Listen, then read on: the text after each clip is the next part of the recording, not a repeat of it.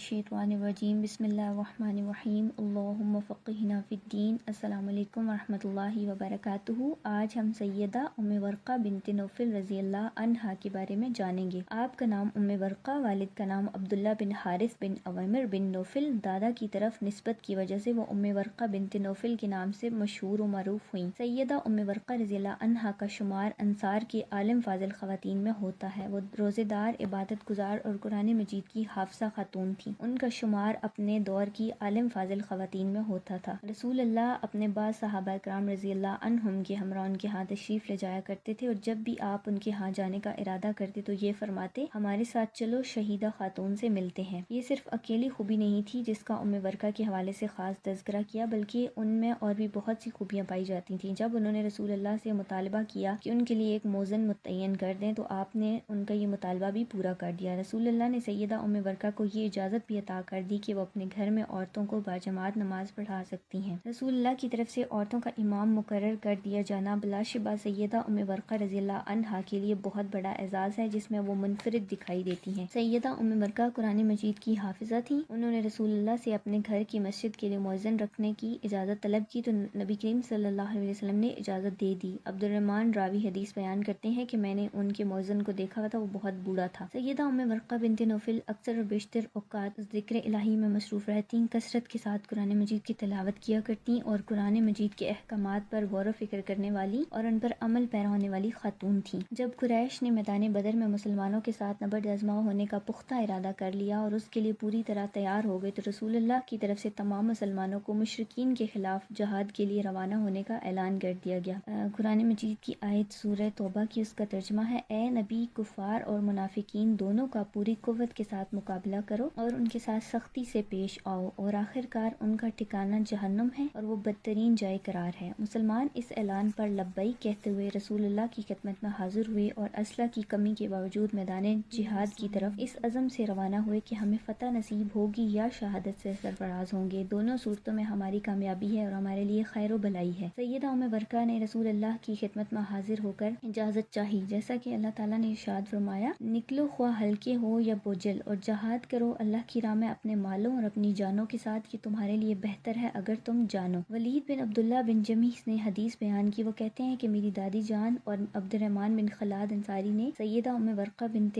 عبداللہ بن حارث کے حوالے سے بیان کیا۔ وہ کہتے ہیں کہ نبی کریم صلی اللہ علیہ وسلم ہر جمعہ کو میرے گھر تشریف لایا کرتے تھے۔ انہوں نے رسول اللہ سے جنگ بدر کے دن پوچھا کہ کیا مجھے آپ کے ساتھ جنگ پر جانے کی اجازت ہے؟ میں بیماروں کی تیمارداری کروں گی، زخمیوں کا علاج معالجہ کروں گی، شاید اللہ تعالیٰ مجھے شہادت عطا کر دیں۔ تو رسول اللہ نے فرمایا، آپ اپنے گھر ہی میں رہیں، اللہ تعالیٰ آپ کو یہیں پہ شہادت عطا کر دیں گے۔ اس کے بعد ان کا نام شہیدہ رکھ دیا گیا۔ رسول اللہ نے سیدہ ام ورقہ کو گھر میں رہنے کا حکم دیا تھا۔ اب ان کے لیے اس پر عمل پیرا ہونے کے علاوہ کوئی چارہ باقی نہ رہا، کیونکہ وہ قرآن مجید کی حافظہ تھیں، کہ جس کے اندر یہ بھی حکم تھا، اللہ تعالیٰ کا حکم ہے، سورہ النساء کی آیت کا ترجمہ، جو رسول کی اطاعت کرتا ہے اس نے بلا شبہ اللہ تعالیٰ کی اطاعت کی، اور جو منہ موڑ گیا تو بہرحال ہم نے تجھے ان لوگوں پر پاسبان بنا کر تو نہیں بھیجا۔ سیدہ ام ورقہ اپنے گھر واپس آ کر اس میں بنائی گئی مسجد میں داخل ہوئیں اور اللہ تعالیٰ کی بارگاہ میں مسلمانوں کی فتح کے لیے دعائیں کرنے لگیں۔ جب نماز کا وقت ہوا اور مؤذن نے اذان دی تو خواتین باجماعت نماز ادا کرنے کے لیے سیدہ ام ورقہ کے گھر پہنچ گئیں۔ جب نماز مکمل ہوئی تو سیدہ ام ورقہ نے اللہ تعالیٰ کی بارگاہ میں ہاتھ اٹھائے اور بہت خشوع و خضوع سے دعائیں کیں، آزاری کرتے ہوئے، اور تمام خواتین نے ان کی دعا پر آمین کہا۔ ادھر رسول اللہ میدان بدر میں اپنے رب سے دعائیں مانگنے اور اللہ سے اپنے وعدہ پورا کرنے کی التجا کرنے لگے۔ اللہ سبحانہ تعالیٰ نے اپنے نبی اور صاحب تقویٰ سیدہ ام ورقہ کی دعاؤں کو شرف قبولیت عطا کیا، جو ہر وقت اپنی زبان کو ذکر الہی تر رکھتی تھی اور اپنے رب تعالیٰ سے کیے گئے وعدے کو پورا کرنے والی تھیں، اور اپنے دین اور رسول اقدس صلی اللہ علیہ وسلم کے ساتھ بڑی مخلص تھیں۔ سیدہ ام ورقہ رضی اللہ عنہا نے قرآن مجید کی اس آیت کریمہ پر غور و خوض کیا۔ سورہ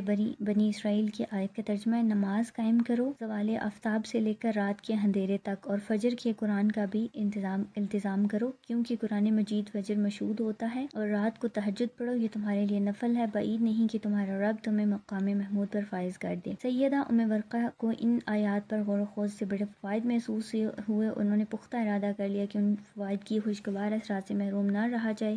انہوں نے رات کو قیام کرنا شروع کر دیا اور رات کے وقت وہ بآواز بلند قرآن مجید کی تلاوت کو اپنا معمول بنا لیا۔ سیدنا عمر بن خطاب رضی اللہ عنہ نماز فجر کے لیے جاتے ہوئے سیدہ ام ورقہ کے گھر کے باہر سے گزرتے تو ان کی تلاوت سن سن کر خوش ہو جاتے اور فرماتے کہ یہ میری خالہ ام ورقہ کی آواز ہے، اے خالہ جان تجھے رات کا قیام مبارک ہو۔ سیدنا عمر بن خطاب جب مسجد سے واپس آتے تو پھر سیدہ ام ورقہ کی آواز سنتے، وہ بدستور قرآن کے حکیم کی آیات تلاوت کر رہی ہوتی تھیں، یہ ان کا معمول تھا۔ سیدہ ام ورقہ نے گھر کے کام کاج نپٹانے کے لیے ایک غلام اور ایک کنیز کی خدمات حاصل کر رکھی تھی، سب گھریلو معاملات بخوبی انجام پا رہے تھے۔ سیدہ ام ورقہ ان دونوں کی خاطر مدارت بہت اچھے انداز سے کیا کرتی تھیں، انہیں فیاضی کے ساتھ خرچ دیتی تھیں، ان کی عزت و تکریم کرتی تھیں، وہ دونوں بھی پوری محنت اور دیانتداری کے ساتھ خدمات سر انجام دیتے اور فرائض کی ادائیگی میں کوئی کسر اٹھا نہ رکھتے۔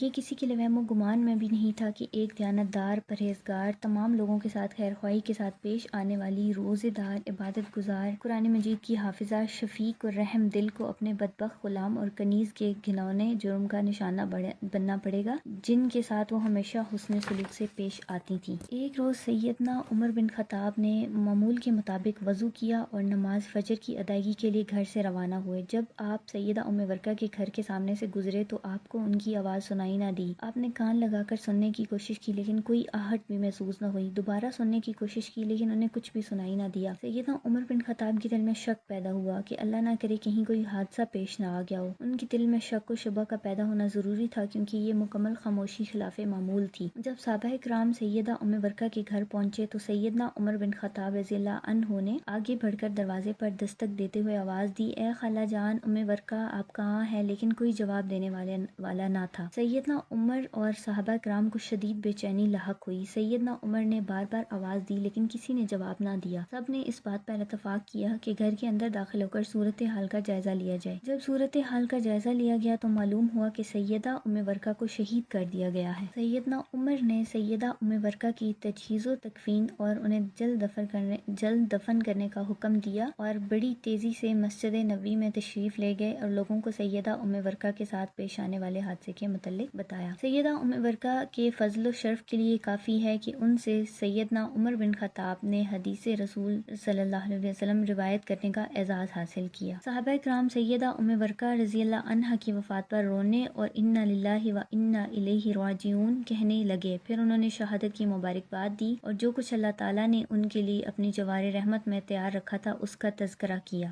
سورہ توبہ کی آیت کا ترجمہ ہے، وہ مہاجر و انصار جنہوں نے سب سے پہلے دعوت ایمان پر لبیک کہنے میں سبقت کی، نیز وہ جو بعد میں راست بازی کے ساتھ ان کے پیچھے آئے، اللہ ان سے راضی ہوا اور وہ اللہ سے راضی ہوئے۔ اللہ نے ان کے لیے ایسے باغ تیار رکھے ہیں جن کے نیچے نہریں بہتی ہوں گی اور وہ ان میں ہمیشہ رہیں گے، یہی عظیم الشان کامیابی ہے۔ اللہ سبحانہ تعالیٰ ام ورقہ کو اپنی رحمت سے نوازے، انہیں اپنے ہاں جنت الفردوس میں مہمان نوازی کے اعزاز سے سرفراز فرمائے اور انہیں اپنی خوشنودی سے شاد کام کرے، آمین یا رب العالمین۔ ہمیں جو لیسنز ملتے ہیں سیدہ ام ورقہ بنت نوفل رضی اللہ عنہا کی لائف سے وہ یہ ہیں کہ قرآن حکیم سے گہرا تعلق انسان کو بلند کرتا ہے۔ عورت علم اور عبادت میں مردوں کے برابر ہو سکتی ہے۔ شہادت کی دعا مانگنی چاہیے کیونکہ اللہ تعالیٰ کے ہاں نیت اور دعا کی بہت زیادہ قدر ہے۔ عورت کی عظمت اس کے کردار سے ہوتی ہے اور دین کی خدمت میں اگر اخلاص ہو تو گھر بیٹھے بھی ممکن ہے۔ سبحانک اللہم و بحمدک اشہد ان لا الہ الا انت استغفرک و اتوب الیک۔